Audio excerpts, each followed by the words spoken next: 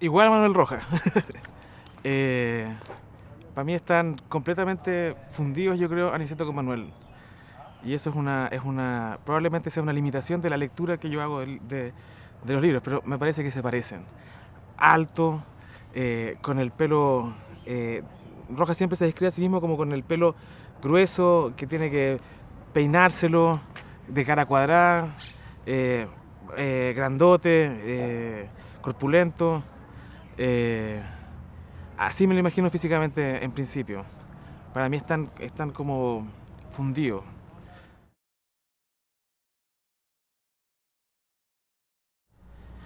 A mí la cosa que más me llama la atención de Aniceto Evia es que es un hombre que se contacta emocionalmente. Eh, Eso es lo, lo que yo creo que lo define, mucho más que cualquier otra cosa. Al final dijo Ladrón, siempre Aniceto habla de que hay que saber mirar, o que Aniceto mira como debe mirarse a una persona, reconociéndola. Y yo creo que esa disponibilidad como afectiva al reconocimiento es algo que Aniceto lo caracteriza, que lo distingue de cualquier otra persona con la que camina, digamos. Aniceto está abierto a conocer a otra persona, abierto a reconocerlo, y eso es raro, digamos, y es lo que lo distingue para mí.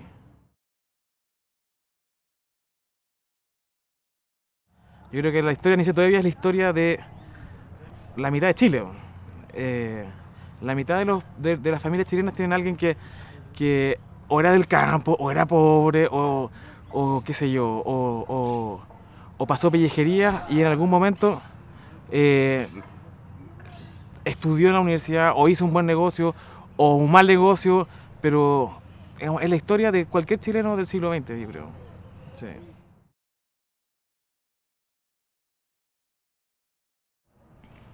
Ya, la herida ese texto en donde Rojas, en el fondo, o Aniceto, se propone como un ser humano que parte herido. Como que la herida fuera una idea fundamental de todos los seres humanos. Eh, a mí me parece que ese texto de la herida es el que es el, uno puede pensarlo como el núcleo de todas de las cuatro novelas de Rojas. Si el problema es que estamos heridos de entrada como seres humanos, entonces cada novela de Rojas va a tratar de pensar de qué manera puedo sanar esa herida. Hijo Ladrón tiene que ver con el encuentro entre las personas. Al final el encuentro entre Cristian, el filósofo, y Aniceto es el modo en que se repara la herida en Hijo de Ladrón. Es mejor que el vino, el modo en que esa herida se repara es la relación con las mujeres, en la formación de una familia. En La Oscura Vida Radiante, esa herida se va a tratar de curar a través de la política. Y en Sombras contra el Muro, esa herida se va a tratar a través de la amistad con los compañeros, diría yo. Entonces, probablemente uno podría pensar que la herida es el texto que, o el principio estético que va a armar todas las novelas de Rojas. Pero creo que también la herida nos tira por un desvío, porque pareciera como si, y eso es algo, yo me acuerdo que mi papá siempre decía que Hijo del Ladrón era una novela como triste. Y la herida nos propone como que si la vida fuera algo triste, terrible, la herida y las cuotas. Como si estuviéramos siempre como condenados de alguna forma, o por la herida, o porque tenemos que pagar las cuotas. Pero yo creo que es el punto de partida. Y en realidad, Hijo del Ladrón, yo creo que, y en realidad todas las novelas de Rojas, piensan no por qué estamos tan completamente heridos, sino cómo es que podemos curar esa herida, diría yo. Y eso propone, digamos, pone los textos de Rojas en un horizonte mucho más optimista y mucho más acorde con el siglo también, diría yo.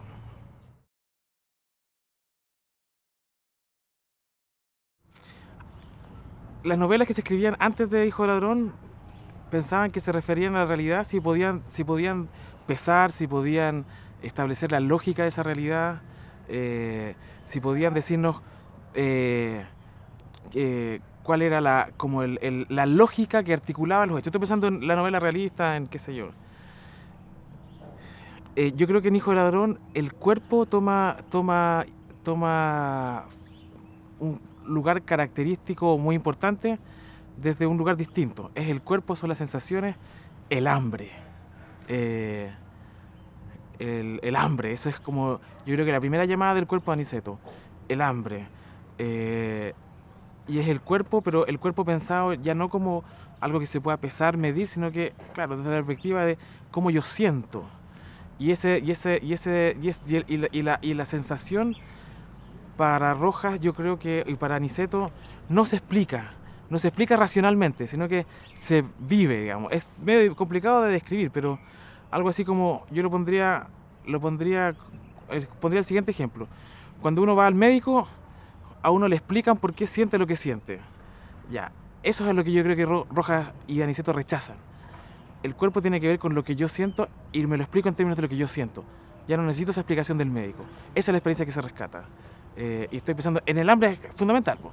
El sentir hambre es como lo mueve a Aniceto, lo que lo hace aprender oficios, lo que también le produce una inmensa felicidad. Y eso es como cuando la sacia. Y eso es, yo creo, por ahí el cuerpo, yo creo que entra en ese sentido. Los cuatro hermanos estábamos ya crecidos y debíamos empezar a aportar nuestras cuotas. Y como no podíamos dar lo que otros dan, trabajo o dinero, dimos lo único que en ese tiempo, y como hijos de ladrón teníamos, libertad y lágrimas.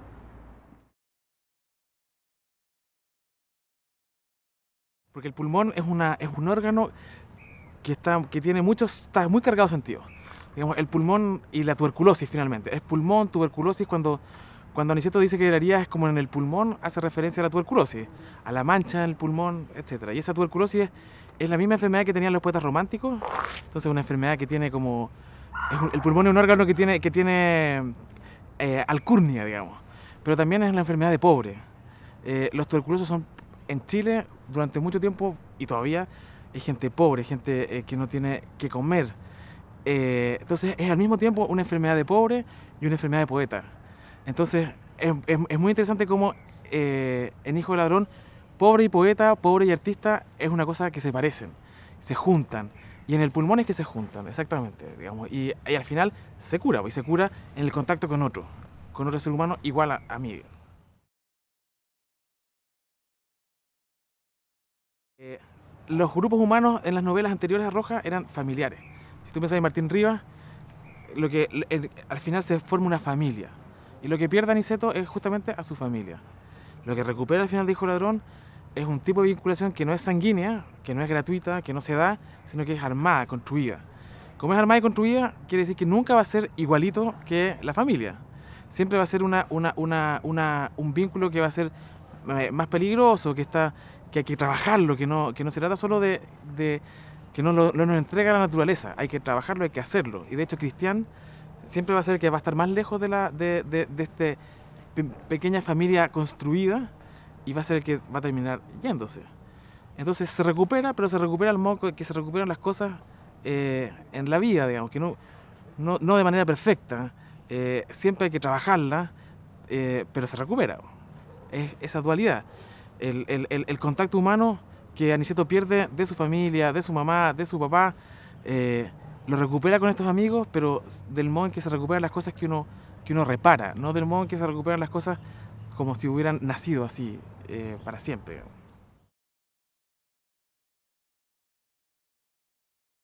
Ahí está todo. Es la Sodomil Goich. Yo recuerdo que rescata libertad y lágrimas. De eso se trata Hijo de Ladrón, de eso se trata la vida. Uno está como en Hijo de Ladrón, si uno es pobre, como Aniceto, si uno está botado a la vida, lo único que tiene son esas dos cosas que son igualmente valiosas, igualmente terribles. Uno es libre de moverse, de conocer el mundo, de conocer a las personas, pero uno también está sometido al dolor, po. Y al dolor que le producen las otras personas, el Estado, las instituciones. Aniceto termina en la cárcel. Un poco Libertad y Lágrimas se parece a algo así como al amor al destino que querían los nietzscheanos. Algo así como amar tu destino, no importa que ese destino sea terrible y no importa que ese destino sea fabuloso. Amarlo como sea, ¿no? Eso diría yo.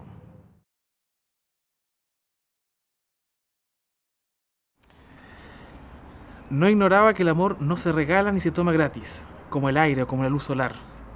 Puedes respirar tanto como quieras y nadie te cobrará.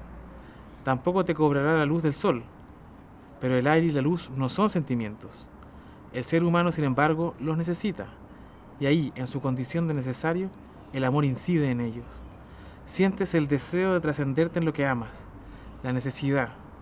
Y entonces no se trata de aspirar y expirar el aire o de gozar de la luz, todo gratis, sin desarrollar esfuerzos y sin temor de excederte en el consumo. No.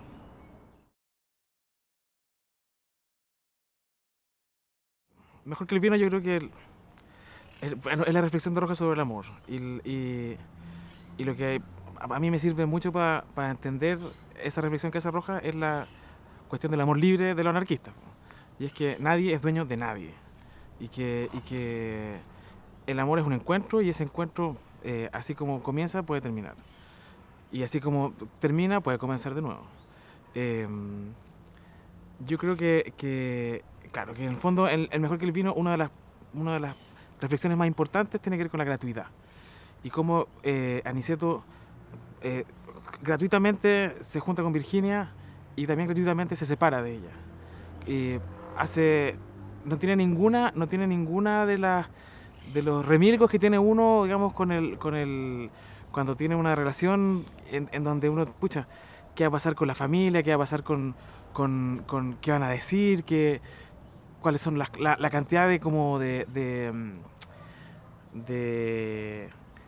todo lo que rodea el sentimiento amoroso. Es mejor que el vino. Aniceto logra sacarlo de encima y vivirlo de manera libre, abierta, sincera, y eso quiere decir también en relación con la necesidad que las personas tienen. Y ahí el sexo es fundamental.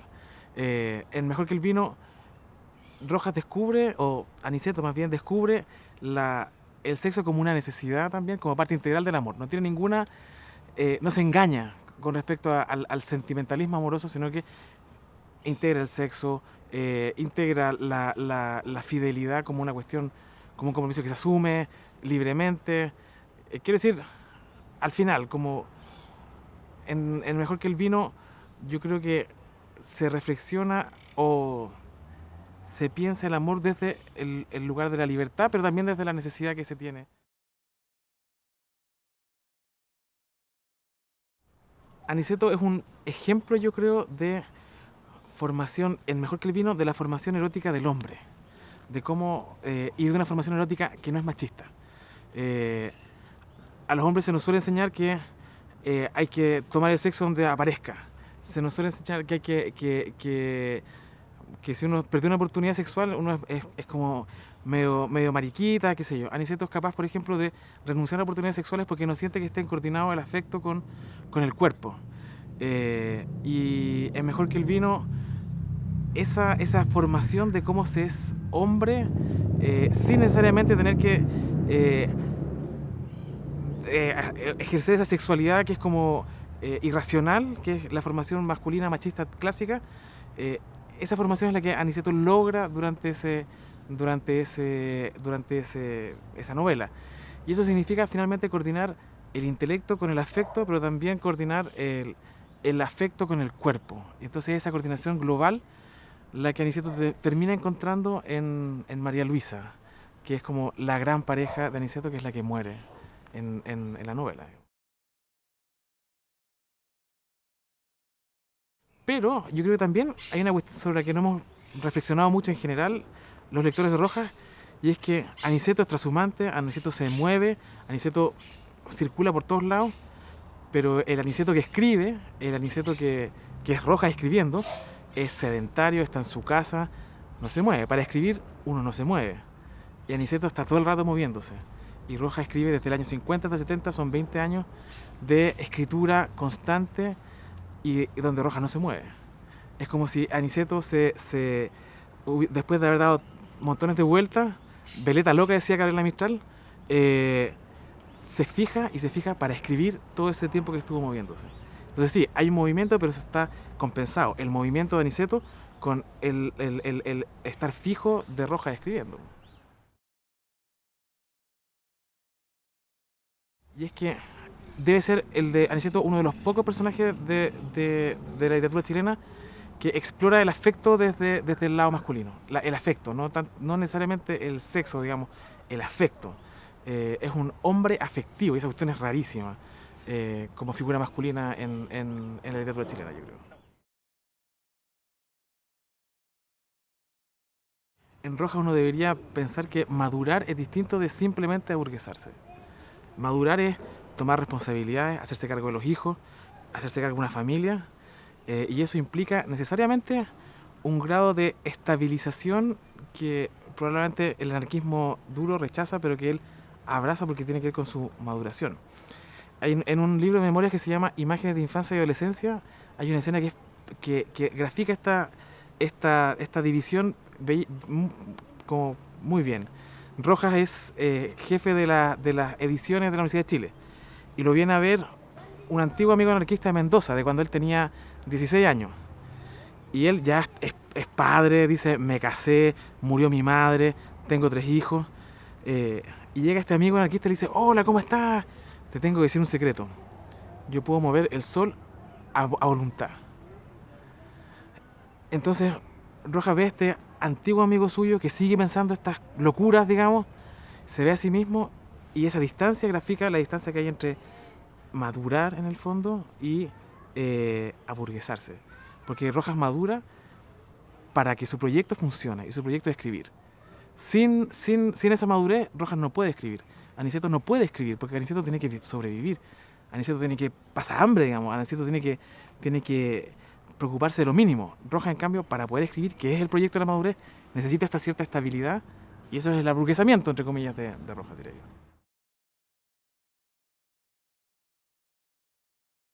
Yo cuando pienso en esa novela pienso harto en cómo piensa Rojas el anarquismo. Y en ese sentido, libertad es la lectura que hace el anarquismo de la libertad también, creo yo.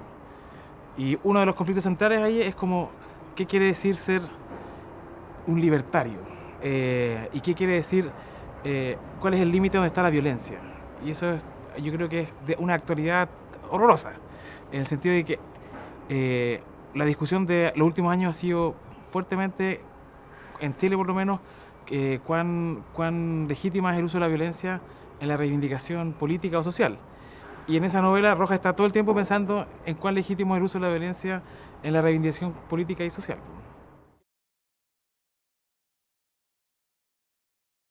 Cuando se habla de Rojas y el anarquismo, Sombra contra el muro es fundamental y también es fundamental esta distinción. No todo el anarquismo, no cualquier acción anarquista vale la pena para Rojas. Y esa crítica que hace, en el fondo, al uso irracional, al uso que no corresponde de la violencia, yo creo que es completamente actual. Pero en una dimensión, es el desarrollo del pensamiento político de Aniceto Sombras contra el muro, pero en una dimensión, yo diría, como más ideológica. Porque lo que va a ocurrir en la Oscura Vía Radiante es que se va a insertar la historia de Chile. En Sombras contra el muro todavía es algo así como la sociedad en general, el hombre en general, la vida en general y la policía en general.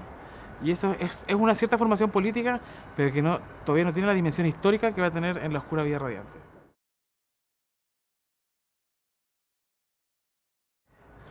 Uno se podría preguntar si Aniceto, si uno fuera suspicaz, podría decir que Aniceto nunca se mete en los conflictos políticos relevantes. Incluso que a veces digamos, se ve involucrado involuntariamente en algunos problemas. Incluso en Sombras contra el muro es involuntaria el estar mirando este revuelta, digamos, que termina con Alberto en la cárcel. Es verdad, pero es una posición, yo creo que Aniceto todavía reivindica la posición del observador, porque es el que puede reflexionar, hacer el juicio. En Sombras contra el muro hay una distinción que me parece importante entre la acción y la reflexión. Aniceto reflexiona, Aniceto juzga, y quienes no logran reflexionar y solamente actúan son los que terminan en este como lugar medio desviado del uso de la violencia injustificado.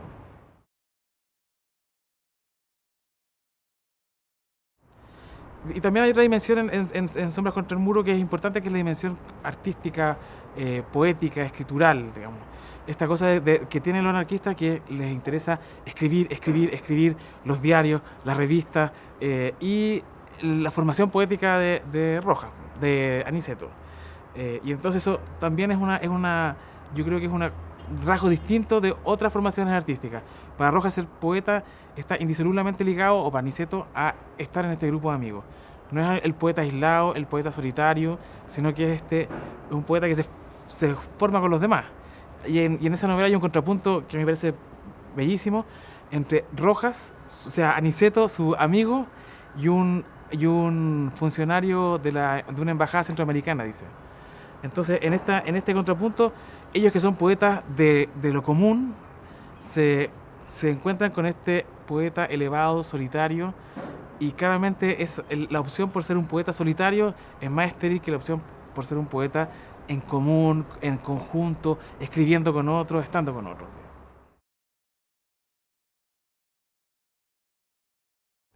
Y eso es una cosa que Rojas hace desde la autoformación. Es un autodidacta Rojas.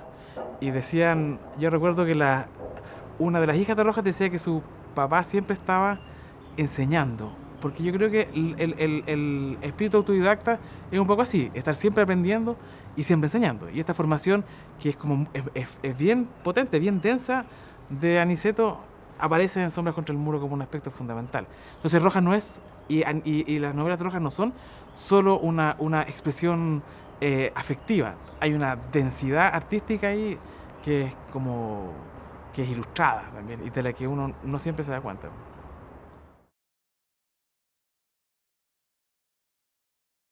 Que es un nuevo tipo de instrucción. La cultura puede ser la cultura de los ricos, en el fondo, la cultura de la universidad, la cultura que te ofrece, digamos, tu situación social, pero está esta otra cultura, que es igualmente densa y que es la cultura de quienes se forman pobres pero instruidos. Y en el fondo, Rojas transita desde esta formación del pobre pero instruido hasta la Universidad de Chile, digamos, que es como el movimiento del siglo. Una universidad que se expande lo suficiente como para que pueda caber un gallo como Rojas, instruido de esa manera, digamos.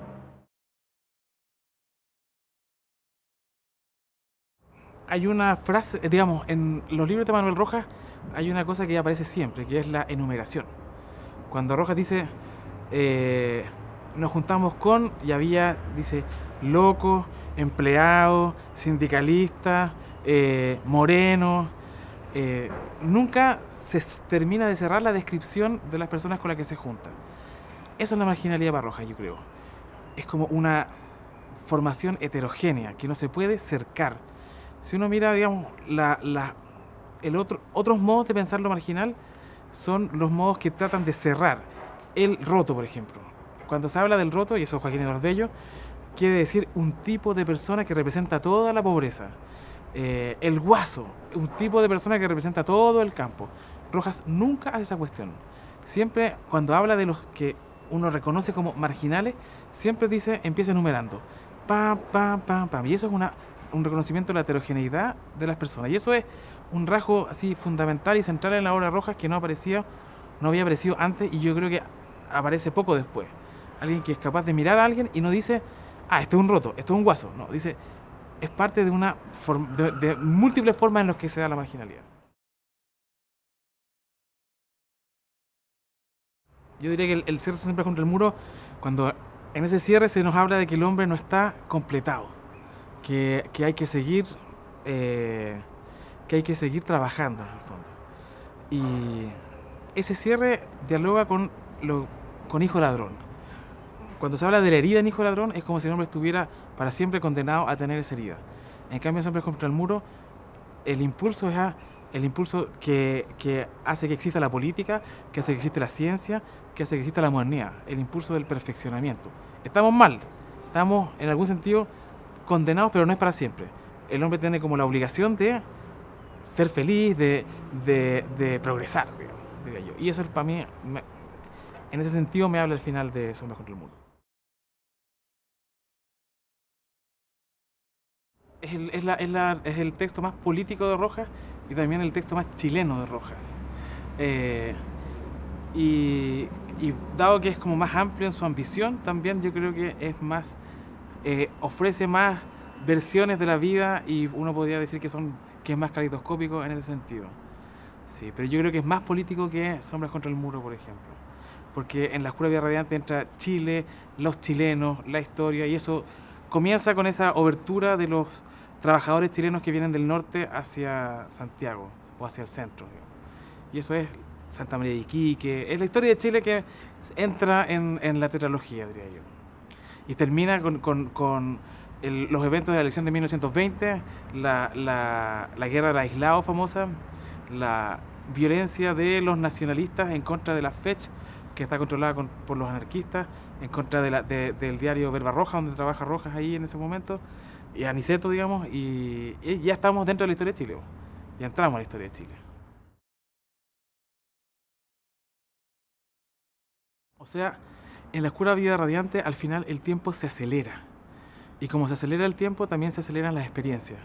Es bien interesante eso, porque en las anteriores novelas de Rojas, esto que hemos conversado de un Rojas contemplativo, que estuviera como una especie de lugar que no tiene tiempo, donde el tiempo no pasa, eh, al final de la oscura radiante ya se acaba y está metido en una vorágine, Aniceto, que es la vorágine que tú, yo creo que llamas como el caleidoscopio, y esa vorágine yo diría que es la historia. Y es el curso de la modernidad, digamos. Marx decía que todos los sólidos se desvanecen en el aire, y yo creo que esa sensación de que todos los sólidos se desvanecen en el aire es lo que al final de la oscura radiante, de la oscura vida radiante, empieza a aparecerse como aumento en la velocidad de las cosas que ocurren.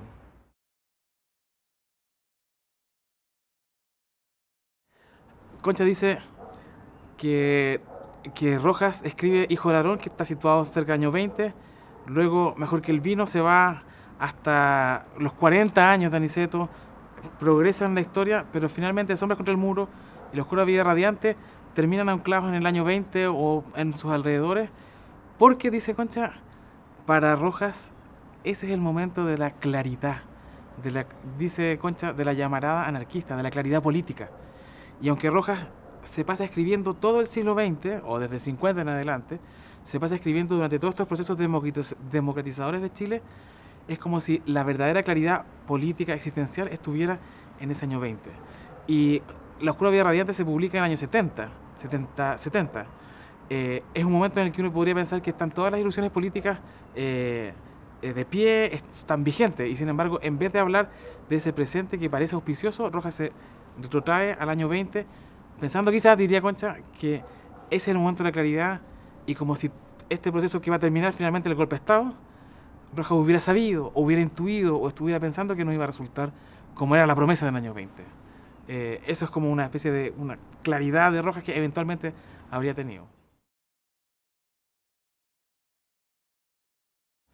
La máquina de la linotipia es una especie de máquina de escribir, es una máquina como moderna, pero al mismo tiempo es un horno como antiguo. Es una combinación bien interesante entre una técnica muy antigua, que es la técnica de fundir el plomo para hacer los tipos, pero algo bastante moderno que es el periodismo, los diarios. Entonces, este anhelo como de la vida originaria que tiene Rojas, en tanto anarquista, se funde con este interés modernizador que tiene Rojas en tanto ser humano también, y en tanto anarquista.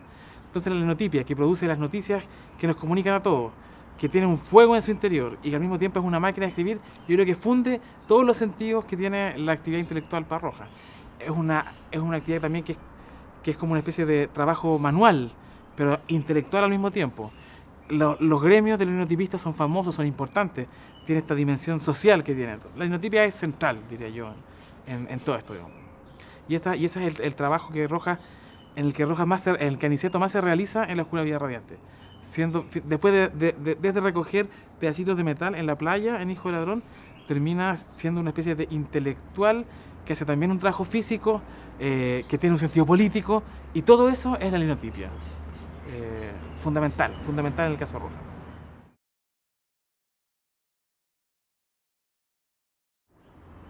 La bondad, ser bueno en el fondo. Ya, eso es el tipo de valores que a uno lo desconciertan en Roja. Así como esta formación en Mejor que el vino, de una masculinidad no machista, eh, hay aquí yo diría que en La Oscura Vía Radiante y en toda la trilogía, la idea de que los hombres pueden ser buenos. Y es una especie de ingenuidad en Roja, pero que es algo así como post-ingenuo. Alguien que puede volver a ser ingenuo después de haber pasado las peores pellejerías del mundo. Yo creo que esa es una de las cosas que a uno lo emocionan tanto en Roja, como la posibilidad de la esperanza que hay todavía en la bondad. Sí, diría yo que sí, es cierto. ¿Y no tiene que ver como con la esperanza del hombre hacia el hombre? Exactamente, po. La esperanza de que el hombre puede ser finalmente, después de todas las vicisitudes, bueno. No inicialmente bueno como piensa, como podría pensar un Rousseau, digamos. No es que se nazca bueno, es que uno termina pudiendo ser bueno. O sea, Aniceto ahí de alguna manera podríamos definirlo como en la oscura vía radiante, ¿cierto? Buen gallo. Un buen gallo. Claro que sí, po.